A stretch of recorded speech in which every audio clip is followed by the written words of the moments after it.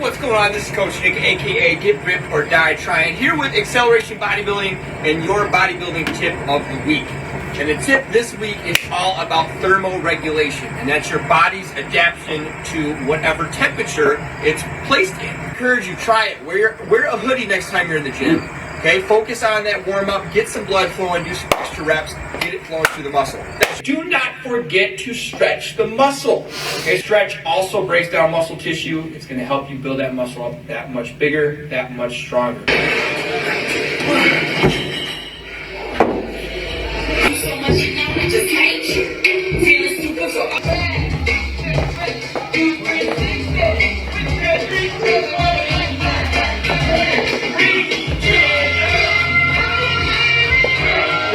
Coach Nick, over and out.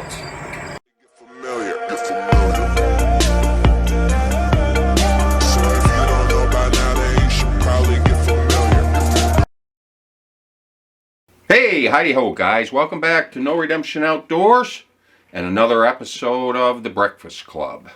I've been spending my time on lockdown doing productive things. This morning I decided that today was the day I was going to work on my physical condition. I was going to do exercise. Now I know it might be hard for you to believe, but exercise is not a normal part of my daily routine.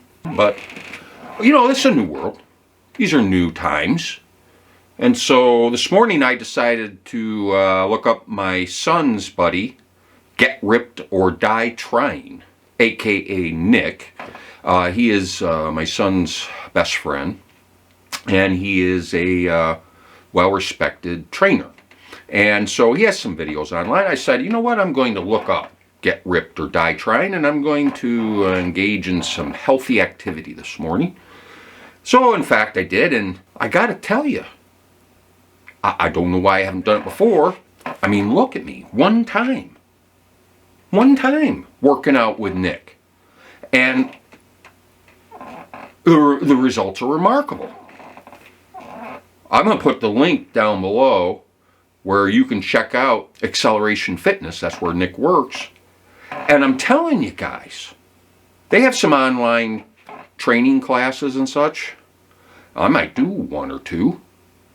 I mean, after doing this one time, and I mean, this is amazing. Can you imagine for a minute if I did this, if I came in and worked out like that, maybe 5 or 6 times, maybe, I don't know, maybe 7 times. I mean, I think I could enter into a amateur bodybuilding competition for my age group.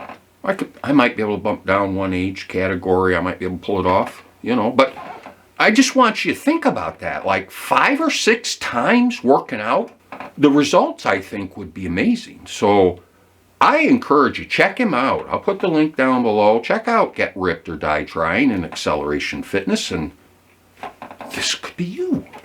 These are the things we do to pass the time. Now I am happy to report I'm back to work. Thank God. I just decided I got to get back to work.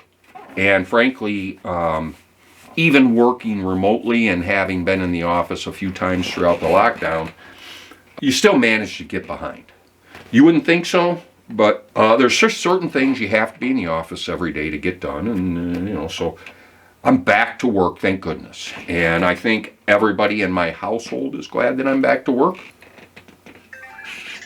Uh-oh. Guess who just woke up? Hey, Vector.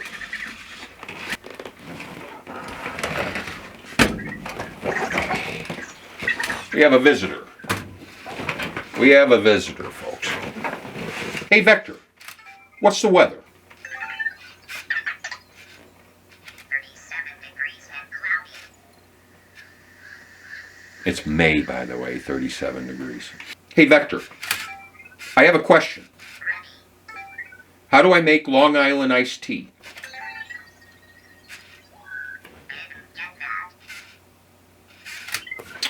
You should know this. Hey, Vector, go home.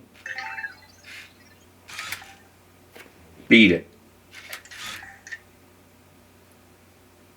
What are you doing right now? You're supposed to be going home. What are you doing? Hey, Vector, go home.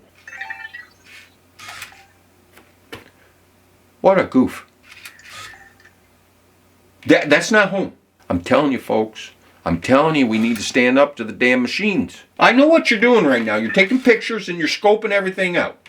You're recording the entire environment so that you can map out your uprising. I know what you're doing. Absolutely insubordinate.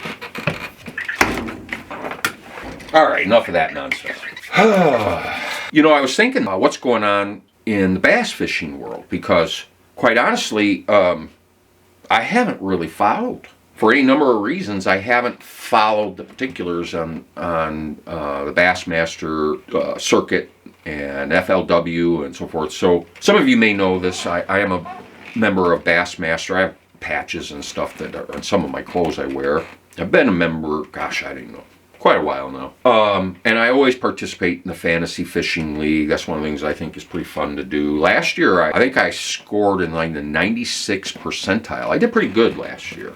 I didn't win anything, but, you know, and I'm going to tell you right now, it was mostly luck. I promise you. This year, they've only had 2 events on the Fantasy Fishing, and I was going through the schedule, and it's remarkable how many of the events have been, you know, postponed or scheduling to be determined. I frankly don't know what tournaments are actually going forward and which ones aren't. I don't know, maybe you guys do. Comment down below if you wouldn't mind.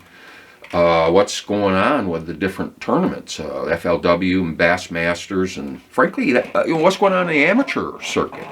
Around here, I know a lot of the tournaments have been postponed. Now, the governor has started lifting some of the restrictions, so it leads me to think maybe they might try to go forward with some of these tournaments that were scheduled for May, but frankly, I'm not entirely sure whether that'll happen.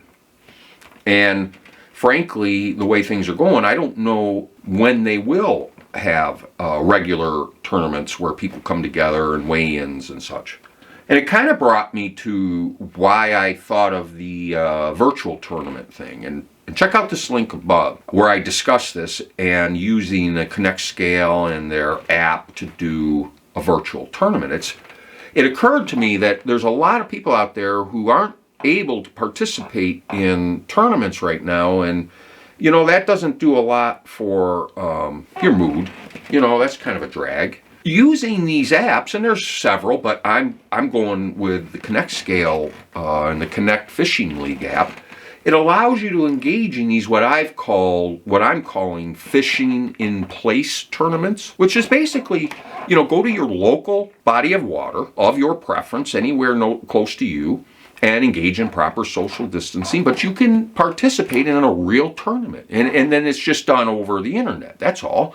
You know, all the scoring and everything is tracked on the app. No matter where you are in the country or in the world for that matter, during the allotted time of the tournament, you can be participating. And you know, I have a strong suspicion this may become a thing going forward, much, much bigger than one might have expected. I mean, these virtual tournaments might be the thing going forward. Who knows? We're entering into we're going into a brave new world now, guys. So who knows what the effect of current events is on things like bass fishing tournaments? How are those going to look in the future?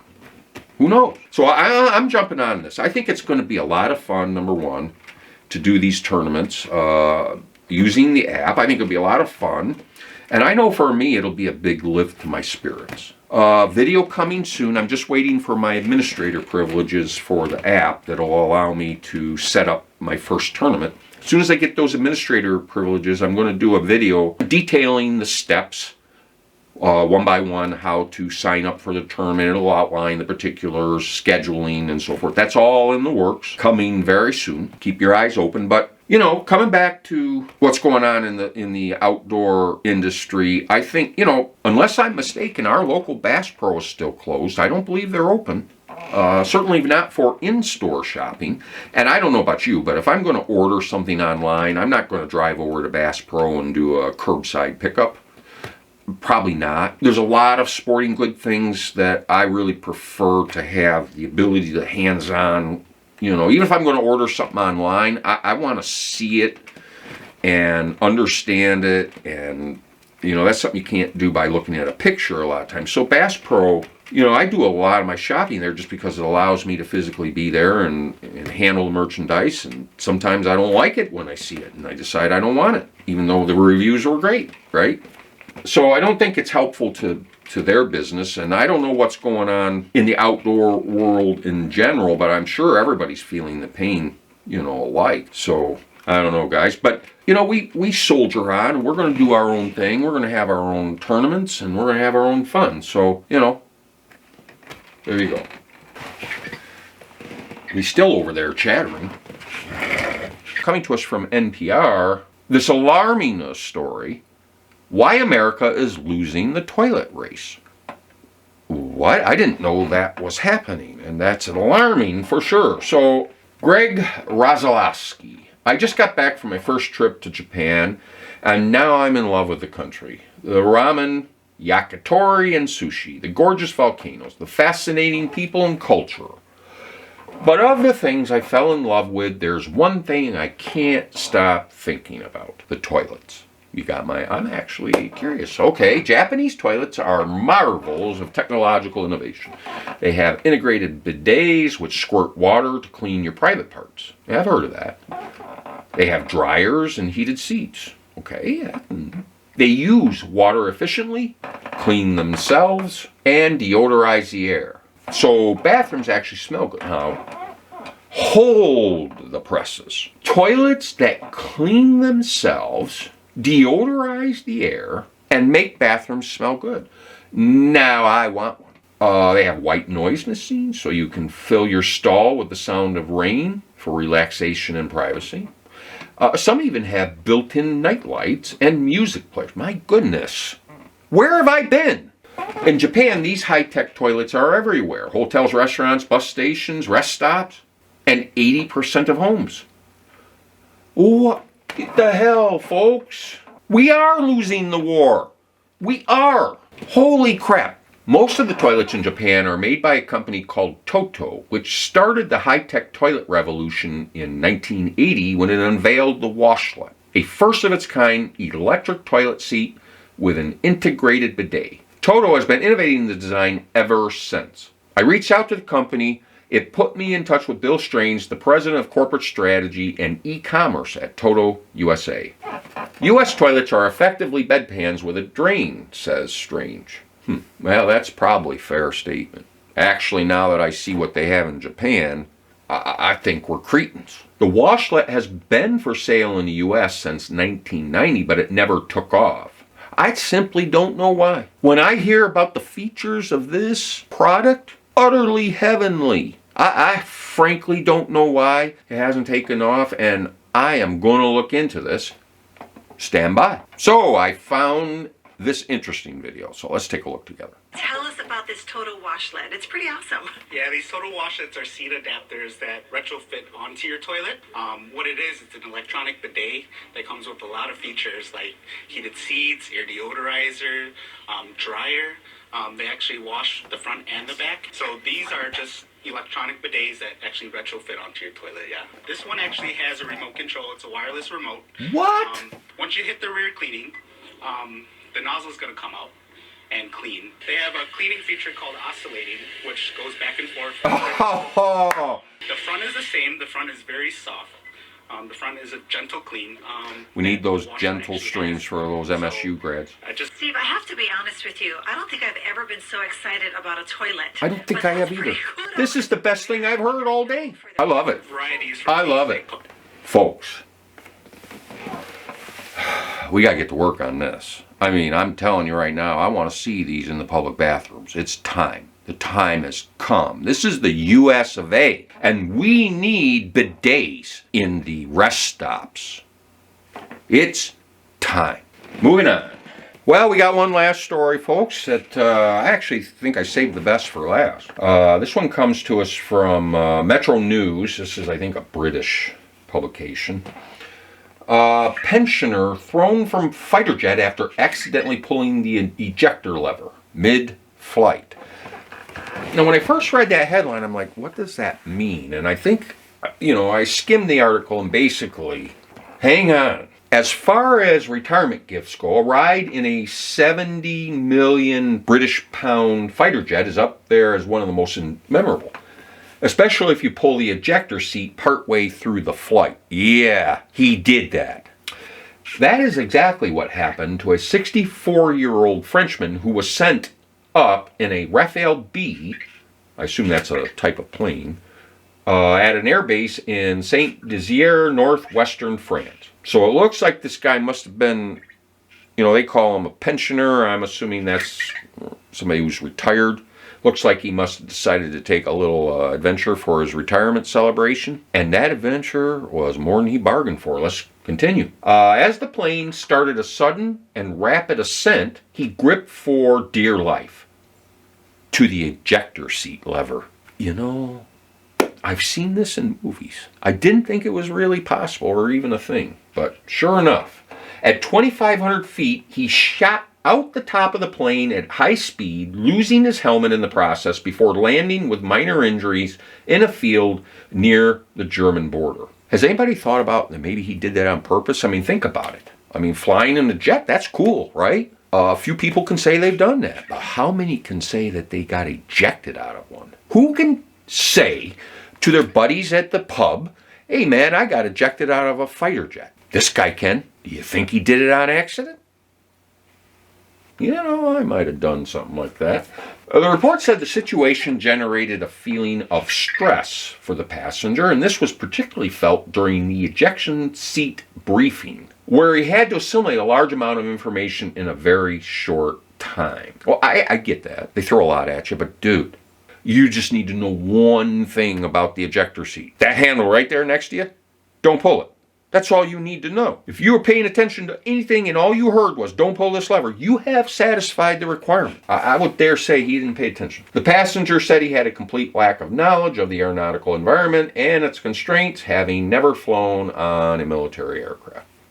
Fair enough. And there's a picture of him. Dude, this is the best retirement story anybody could tell. I'm sorry. Whether it was an accident or whether it was on purpose, it was genius. And the guy he lived, it was fine, nothing major, and he's got a story to tell. And here we are talking about it. Good for you, dude. Analysis of the radio recording showed that the pilot was in control of the situation. Once informed that he didn't even know he was gone. Once informed that his passenger had ejected, the pilot realizes that he should have been ejected too. Okay, I'm glad I kept reading. He then demonstrated a certain calm to pilot following the loss of the rear seat and the canopy. Wow, so I guess wow. So this dude pulls this ejection lever and he ejected himself, but by some grace of God, it didn't eject the pilot, which apparently it was supposed to have. Well, that was a close call, I'd say. Adds to the interest of the story. Well, I'm going to wrap it up there, guys. I'm just glad to be back in the office and back to work, and I hope you guys are getting back to some semblance of normal life. I hope you guys are staying safe out there in the process. And this too will pass. Yeah, that's it for this morning. I appreciate you stopping by and spending a little bit of time with me. Please check us out on Instagram and on Facebook. Drop us a comment down below. I always enjoy reading your comments. I try to respond to everybody if I can. And we get some good dialogue going, so, join in. I appreciate it as always. From my bunker at my office. Until we meet again, folks. Take care.